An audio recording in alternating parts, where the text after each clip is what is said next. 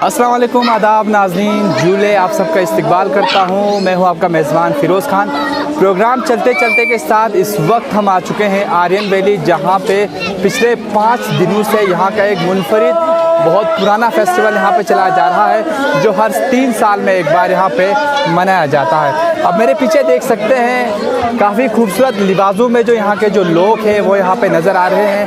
काफ़ी खूबसूरत मलबूज़ात उन्होंने यहाँ पे पहन रखे हैं और काफ़ी फूल भरे जो टोपियाँ हैं वो यहाँ पे पहने हुए आप देख रहे होंगे। इस वक्त मेरे साथ यहाँ पे इस पूरे फेस्टिवल के बारे में बताने के लिए यहाँ पे मौजूद हैं यहाँ के नंबरदार।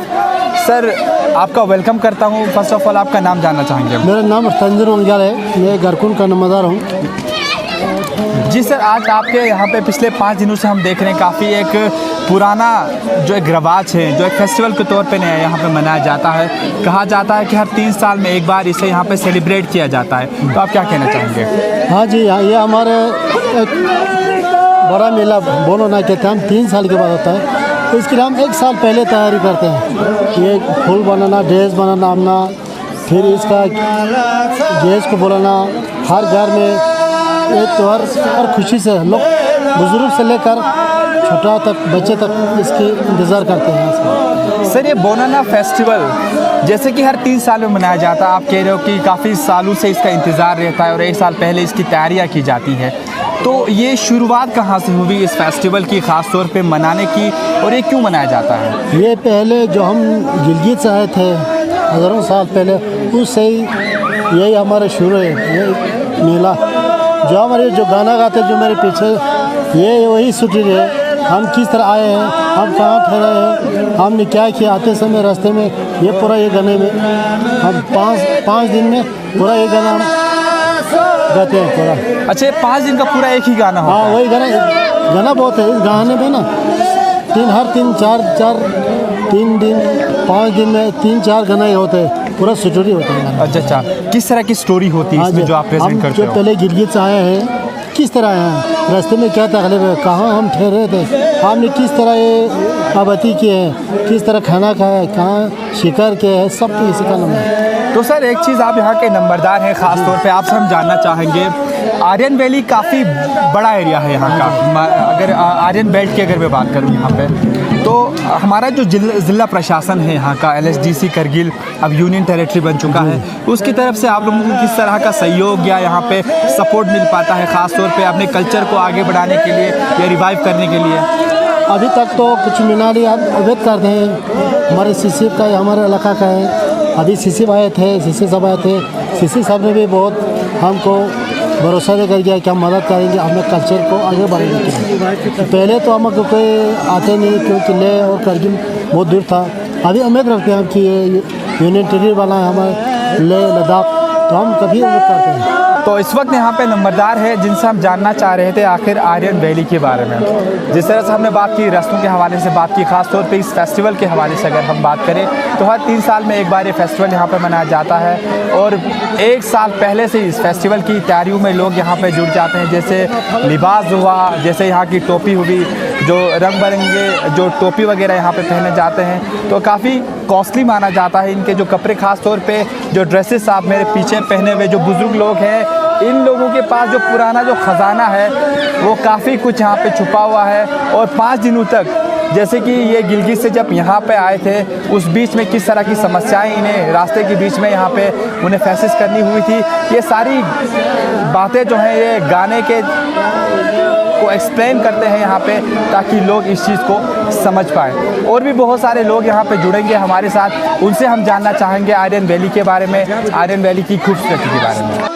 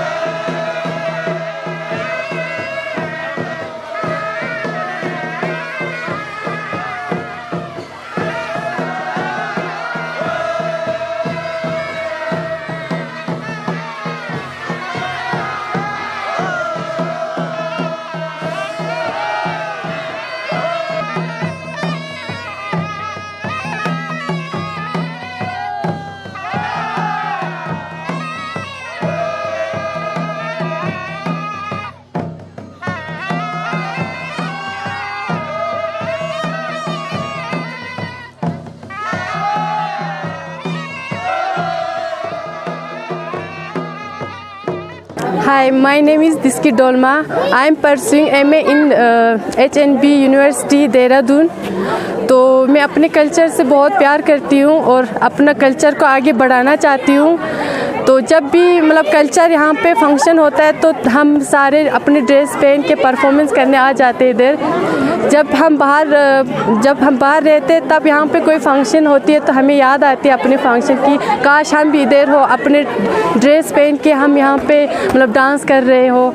तो हम ऐसे सोचते हैं। हाँ, तो मैं 10 साल के बाद ये बोन ओना फेस्टिवल देख रही हूँ, क्योंकि मैं मतलब बाहर रहती हूँ तो इसलिए अपने कल्चर अटेंड नहीं कर पाई। तो आज मतलब इधर आके इन 5 डेज़ में बहुत अच्छा लगा। अपने मतलब 2 दिन मैंने भी ड्रेस पहन के यहाँ पे परफॉर्मेंस किया, मैंने भी बहुत अच्छा लगा।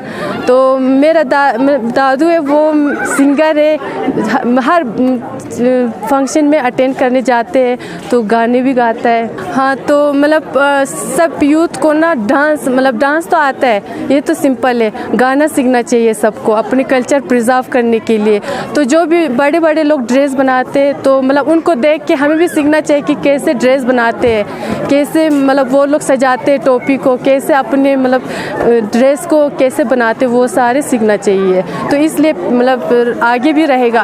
अगर डांस हम नहीं सीखेंगे, अगर हम नहीं देखेंगे कैसे बनाते अपने ड्रेस को, तो हम कुछ नहीं कर पाएंगे। इसलिए सारे यूथ को मतलब देखना चाहिए। तो ऐसे ही हमारे कल्चर प्रिजर्व हो सकता है। अगर हम नहीं देखें तो इम्पॉसिबल है कि प्रिजर्व हम कर सकें अपने कल्चर को।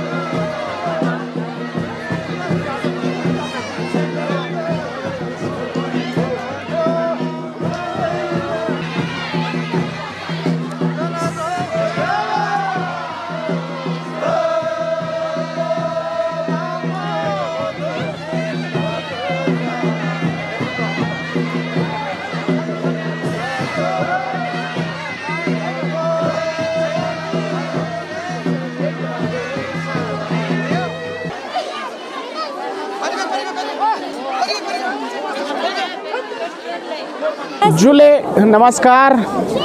हम आज विलेज गारखोन में जो बोनोना फेस्टिवल है उसके बारे में मैं बताऊंगा विस्तार से। जो है बोनोना फेस्टिवल जो 5 दिन जो है चल रहा है जो है गारखोन विलेज में, जो कि आर्यन वैली भी कहा जाता है, लद्दाख में जो है बटालिक सेक्टर में ये गांव लोकेटेड है और कारगिल का लास्ट गांव है जो हम्बुतिंगला से जो है आगे आके जो है बटालिक सेक्टर में, और 70 किलोमीटर है कारगिल से।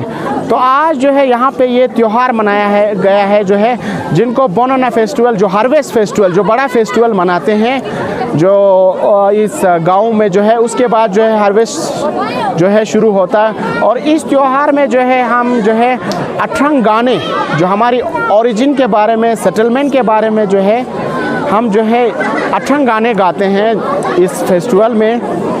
और साथ ही साथ जो है ये फेस्टिवल जो है सिर्फ 3 गाँव में जो है मनाया जाता है। पहला जब दा जो हमारा नेक्स्ट विलेज है वहाँ पे मनाया जाता है ये harvest festival in the month of October. उसके बाद जो है विलेज गारखोन में मनाया जाता है। उसके बाद जो है हम एक साल जो है पीओके, जो पाकिस्तान ऑक्युपाइड कश्मीर, जो गनोक्स में जो है हम इस फेस्टिवल को जो है छोड़ देते हैं, जो कि आप जो है 21st सेंचुरी में जो है वो लोग नहीं मनाते हैं बिकॉज ऑफ इस्लाम जो है वो लोग कन्वर्ट हुए हैं। एम्पावरमेंट सेंटर से के थ्रू जितने भी यूथ हैं हमारे कंस्टिट्यूंसी के, और साथ ही साथ पूरा आर्यन वैली में हम एग्जांपल सेट करना चाहते हैं, लद्दाख में एग्जांपल सेट करना चाहते हैं कि यूथ एम्पावरमेंट कैसा हो। हमने एम एंड ऑब्जेक्टिव उसका जितना भी हमारा विजन है सीसी साहब के साथ शेयर किया हुआ है, और हम चाहेंगे कि सर सीसी साहब हमारे यूथ जो अभी इधर इकट्ठे हुए के मेंबर्स हैं उन सबको मैं जूली कहता हूँ। और मुझे बहुत खुशी हुई कि आज यहाँ पे आपका जो 5 दिन का जो बड़ा फेस्टिवल है आपका, उसमें पार्टिसिपेट करने का मुझे चांस मिला। हालांकि मुझे थोड़ा सा टाइट शेड्यूल था, उसके बावजूद भी आपके नंबरदार साहब बाकी सबों ने रिक्वेस्ट किया तो हमने थोड़ा सा समय निकाला, तो मुझे बहुत खुशी हुई कि मैंने इसमें पार्टिसिपेट किया। तो मैं सबसे पहले तो आप सबको, खासकर यूथ को मैं बड़ा कॉन्ग्रेचुलेट करना चाहता हूँ कि आपने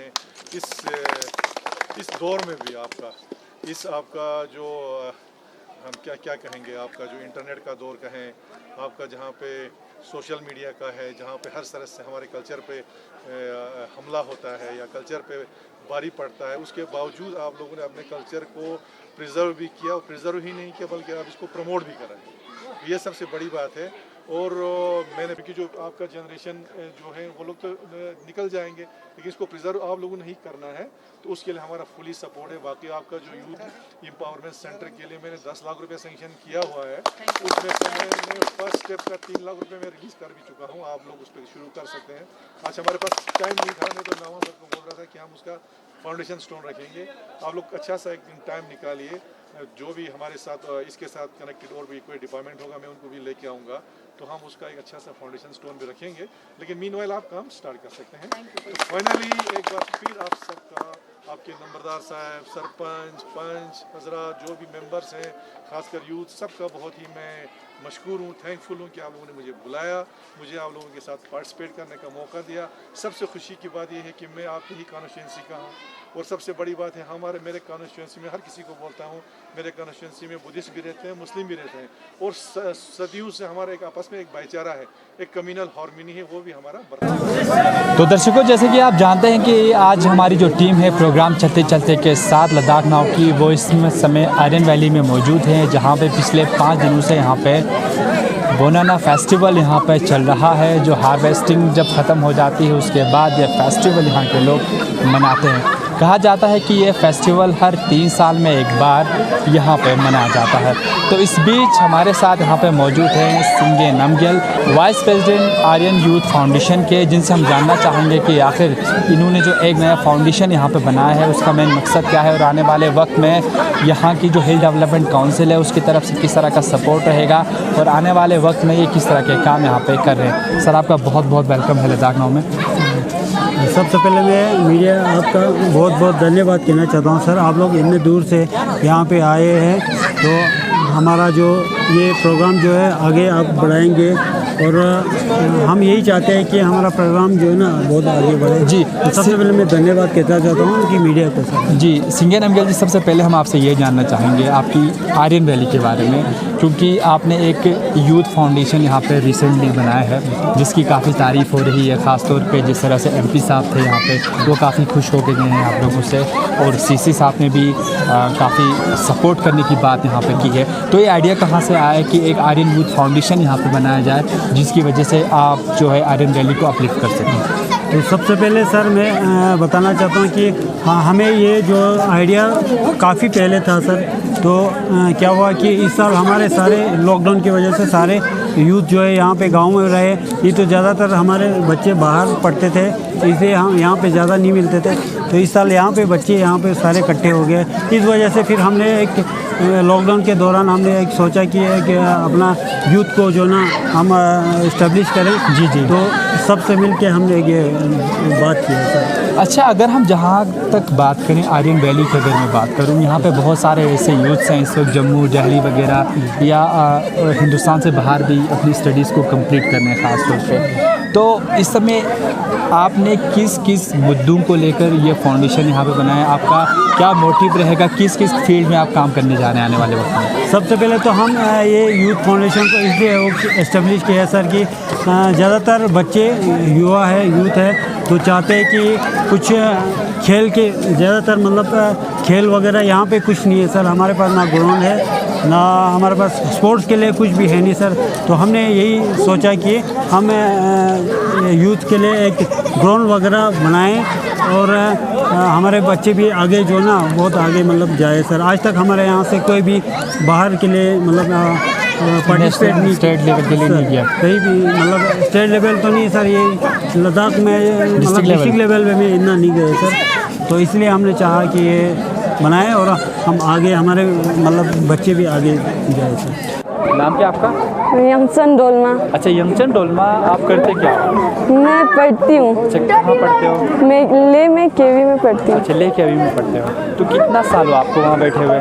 मुझे 3 साल ही हुए। 3 साल हुआ। अच्छा, इससे पहले जब आप घर से वहाँ गए, कल्चर के बारे में कभी याद आया कि यार हमारे घर में ऐसा फेस्टिवल वगैरह होता था? हाँ, बहुत आई थी। बहुत आई थी। तो आज यहाँ आने के बाद कैसा लगा आपको? मुझे बहुत अच्छा लगा क्योंकि यहाँ देखने का बहुत मन करता है, तो इसलिए। तो आपको क्या लगता है आपका कल्चर कितना वास्ट और कितना बड़ा है? हमारा कल्चर बहुत बड़ा है, सबसे अच्छा ही हमारा कल्चर लगता है बस।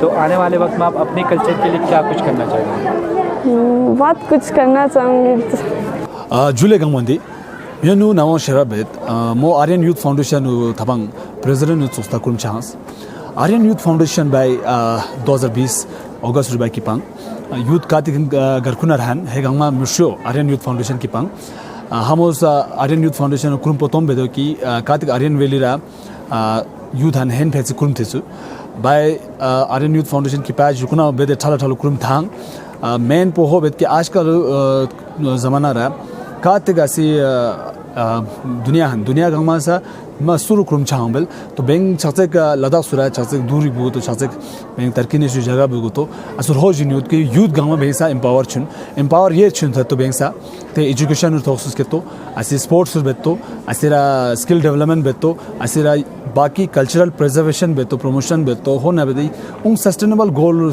छोसुस के तो बेंग गंगमा सा मेहनत थिसपो बाय होस्ट कर था बाय आर्यन यूथ फाउंडेशन की पांग थबाम मुंपो बाय आर्यन यूथ फाउंडेशन पर बुनु गंगमन लंबरदार सरपंच गंगमन मुशो की पांग तो आज मुंपो कातिक शहर हन कातिक सिटी हन कातिक टाउन हन होज नो कुरुमकत की जो गाँव रा अरे गाँव रा सिटाय आस्तन तो वैसे हो कोशिश थिसु संभाहन की बुनु गाँव कुरा बेंसा छासे सेनो बुनु कुनो कुरुम था बेंसा सिटी लॉस की बेंसा छासे तेंदे सिटान की के ते कुरुम तिसे बेत तिसपो हो संभाग्य बाय हम की पांग असो यूथ एम्पावरमेंट सेंटर की पास बेच बाय कातिक गवर्नमेंट आ हेल्थ से हेल्प रंग थबा मुंपो आर्यन यूथ फाउंडेशन रा करगिल डिसी तो असीरा ऑनरेबल सीसी साहब हन तो असीरा ऑनरेबल एमपी साहब गंगमन सपोर्ट गथोबंग होना बेदा ऐसे एग्जीक्यूटिव काउंसिलर का हन तो एक दो हे गंगमन दिगा पता बोते गा सपोर्ट हंग तमाम बात सो कोशिश छानिस की यूथ एम्पावरमेंट सेंटर की बिजोगा स्पोर्ट्स उसको बेदे कोशिश छानिस असो आर्यन वैल्यू हेक पुगला की हमरा ग्राउंड ग्याल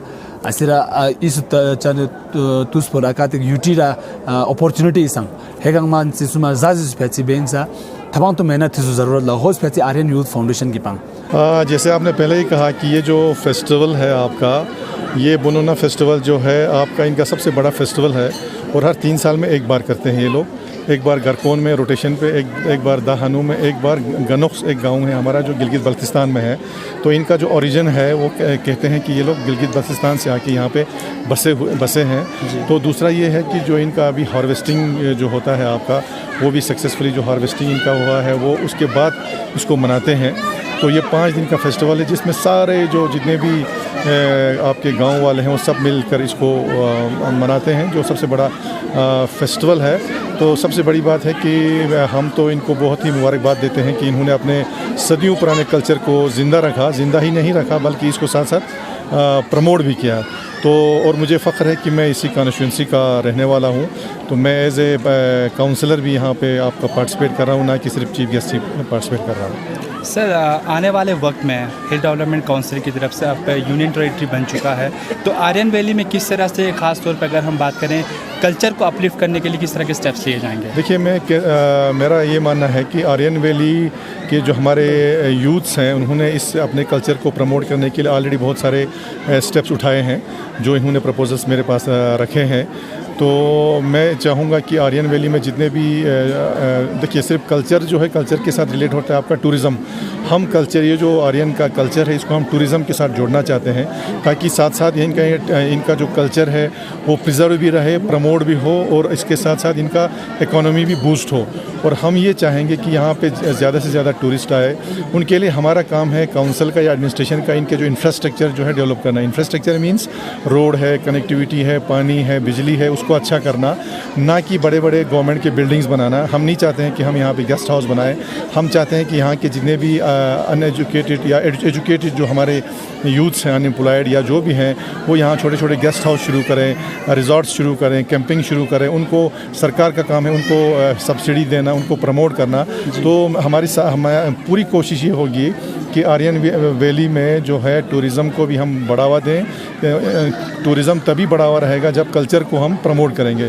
तो ये थे सिंगे नमग्याल जो वाइस प्रेसिडेंट है यहाँ के, और जिस तरह से इन्होंने हमसे बात की, तो ख़ास तौर पे इनका कहना है कि एजुकेशन सेक्टर और ख़ास तौर पे इनका जो तवज्जो रहेगा, ख़ास तौर पे जिस तरह से कल्चर को किस तरह से आगे बढ़ाना है, कल्चर प्रिजर्वेशन के हवाले से काम करेंगे। और एक मेन चीज़ यहाँ पर रहती है, बच्चों को अपलिफ्ट किस तरह किया जाए गेम्स में, क्योंकि गेम्स में अगर यहाँ पे आयरन वैली में देखा जाए, क्योंकि बच्चे बहुत सारे हैं, प्ले फील्ड वगैरह नहीं होने की वजह से बच्चे आगे नहीं बढ़ पाते। इनकी रिक्वेस्ट है, जो मौजूदा हिल डेवलपमेंट काउंसिल है, जो यूटी एडमिनिस्ट्रेशन, उनसे यही अपील कर रहे हैं कि यहाँ पे कुछ ना कुछ स्टेप लिया जाए, ग्राउंड वगैरह यहाँ पे बनाया जाए, ताकि यहाँ के जो बच्चे हैं वो आगे यहाँ पे बढ़ सके। तो फ़िलहाल ही चलते चलते प्रोग्राम में, आज का प्रोग्राम यहीं पे अख्ताम पजीर होता है। अगले हफ्ते और किसी ख़ास मौजू के साथ, ख़ास किसी प्रोग्राम के साथ फिर होगी आपकी मुलाकात। तब तक के लिए कैमरामैन फ़िरोज़ अहमद और सादिक अशूर को दीजिए इजाज़त। खुदा हाफिज़।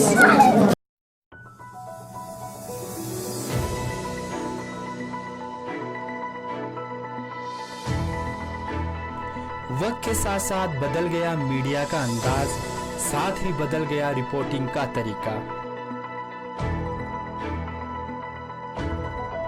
भाग दौड़ भरी जिंदगी में वक्त की है बहुत कमी, इसीलिए हम आपको दिखाएंगे हर पल की खबर।